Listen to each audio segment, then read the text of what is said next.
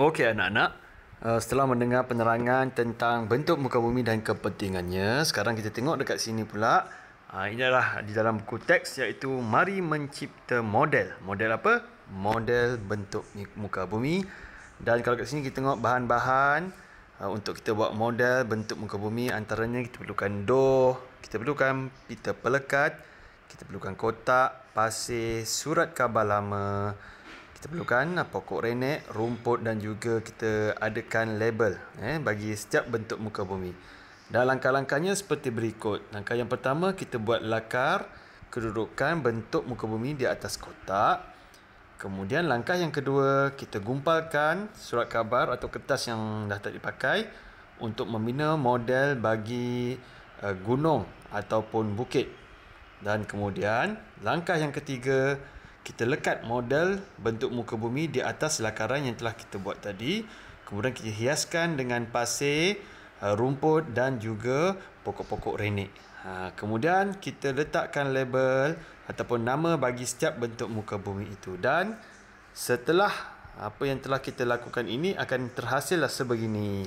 Ini adalah contoh model bentuk muka bumi yang dihasilkan daripada bahan-bahan tadi. Jadi murid-murid boleh cuba kalau ada kesempatan, ada bahan yang boleh digunakan, boleh buat dekat rumah.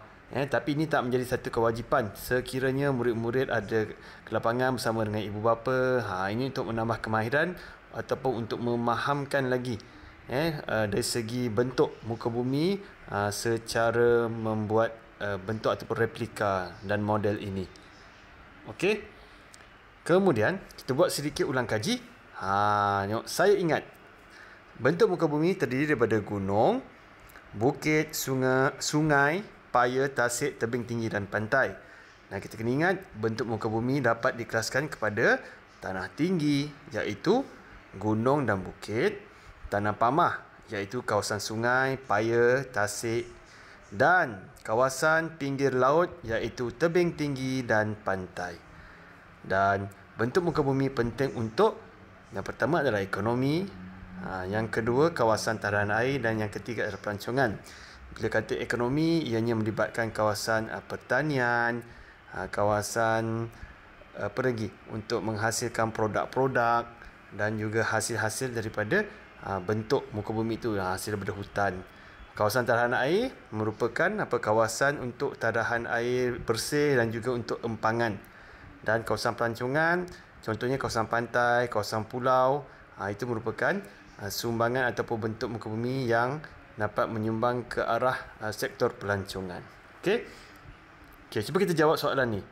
Namakan bentuk muka bumi di bawah. Yang A itu apa? Yang A itu adalah bentuk kawasan tanah pamah.